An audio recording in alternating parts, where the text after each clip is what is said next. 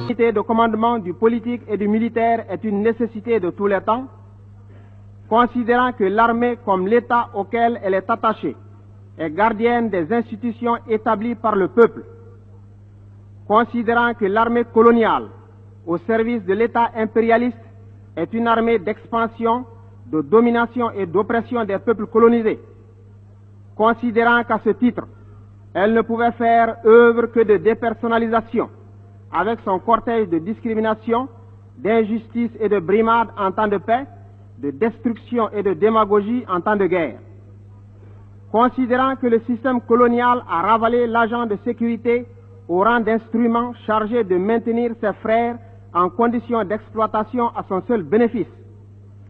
Considérant que dans la phase actuelle, l'armée coloniale et impérialiste poursuit les mêmes objectifs au service du néocolonialisme. Considérant que les bases militaires étrangères implantées sur le sol africain et les cadres militaires étrangers constituent des foyers et des agents de subversion intérieure et contre les États voisins. Considérant que l'armée nationale, populaire et révolutionnaire est issue du peuple dont elle est partie intégrante. Considérant qu'elle a pour tâche essentielle d'appuyer et de soutenir l'État populaire dans la défense des intérêts du peuple, dans la préservation de sa dignité et la sauvegarde de l'intégrité du territoire national. Considérant son dévouement éclairé et sans calcul à la cause sacrée du peuple. Considérant que cette armée populaire doit participer activement, dans toute la mesure de ses moyens, au développement économique, social et culturel du peuple. Le premier séminaire de la défense et de la sécurité proclame et soutient que l'armée nationale du Mali est populaire et révolutionnaire parce qu'elle est issue du peuple auquel elle reste intimement soudée. Les forces de sécurité affirment leur adhésion totale et leur dévouement sans calcul à l'Union soudanaise RDA et au gouvernement du Mali.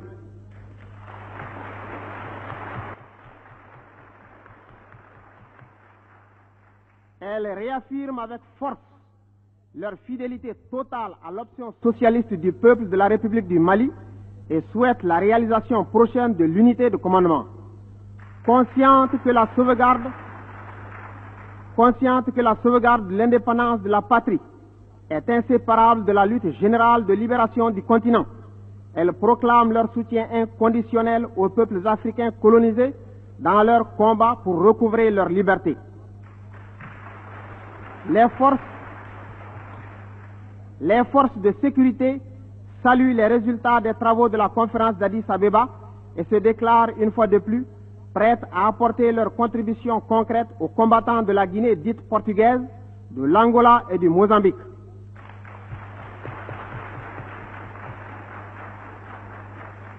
Les participants au séminaire se félicitent de la mise à nu des séquelles du colonialisme dans tous les secteurs de la défense et de la sécurité.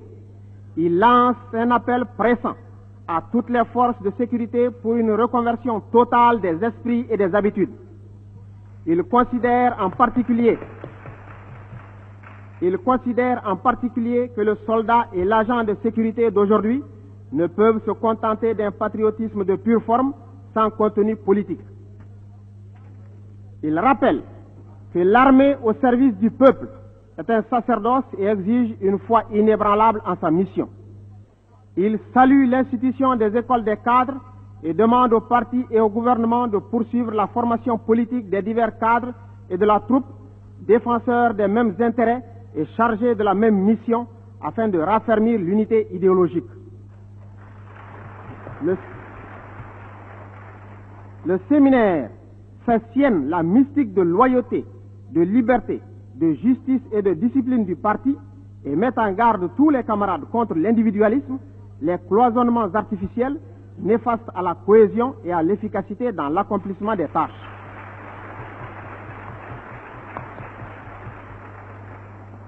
Le premier séminaire de la défense et de la sécurité se félicite du résultat considérable obtenu dans le travail d'adaptation, de perfectionnement et d'organisation des forces de sécurité du Mali.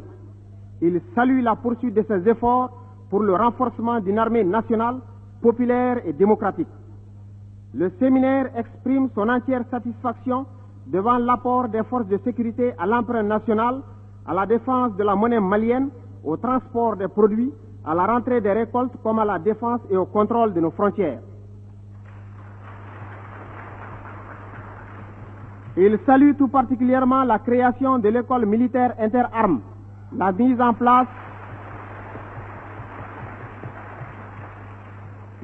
place des comités politiques dans les casernes et l'ouverture des cours d'alphabétisation dispensés à la troupe et aux familles.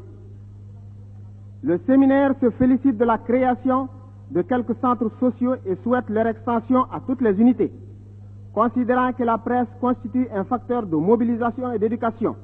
Les participants au séminaire souhaitent la mise en place rapide d'un bureau de la presse et de l'information.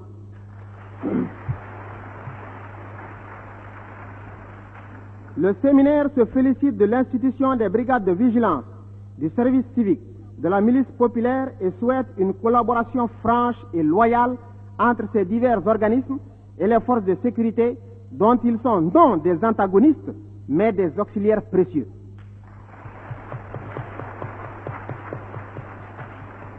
Les forces de sécurité constituant l'élément de stabilité, de paix, de tranquillité du pays, garantissant la discipline et le respect de toutes les institutions, tous les responsables à quelque niveau qu'ils soient, se doivent de respecter scrupuleusement toutes leurs injonctions, faisant preuve en cela de citoyens conscients et dignes.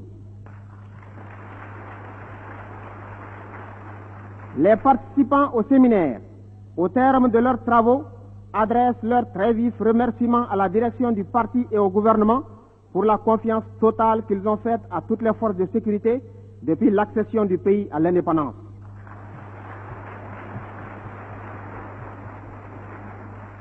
Ils prennent l'engagement solennel et sans retour de redoubler d'efforts pour conserver jalousement cette confiance afin que les forces de sécurité ne comptent désormais dans leur rang que des militants révolutionnaires et conscients. Le séminaire. Mais ensuite, ce fut presque une explosion. Lorsque, prenant la parole après la lecture de la résolution finale, le chef de bataillon Bokar Sada Diallo, s'adressant spontanément à ses camarades et à toute l'assistance, leur demanda, debout, de jurer sur l'honneur, fidélité au chef de l'État, secrétaire général de l'Union soudanaise RDA, fidélité au bureau politique national et au peuple du Mali tout entier. Ce fut un spectacle comme on n'en voit qu'une fois dans sa vie, que de voir 500 uniformes brusquement debout en un seul bloc, 500 bras tendus vers le chef de l'État et jetant d'une seule voix, je le jure.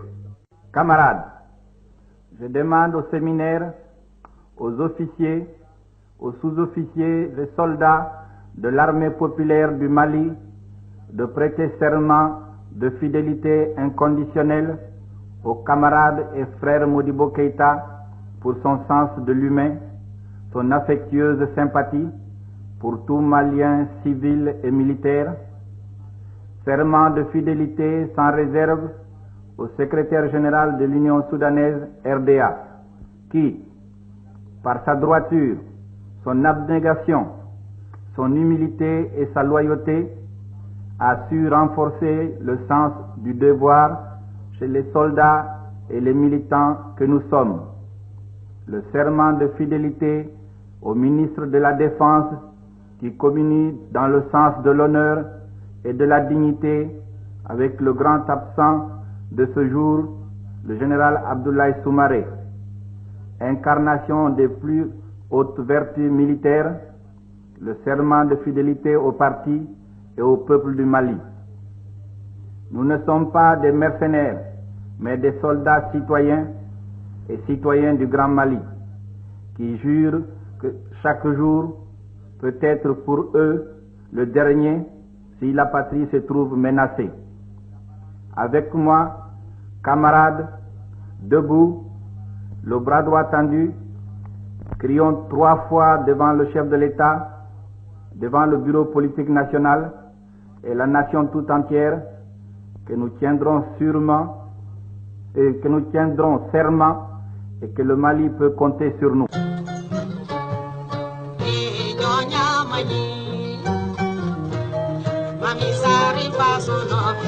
Wallahi saya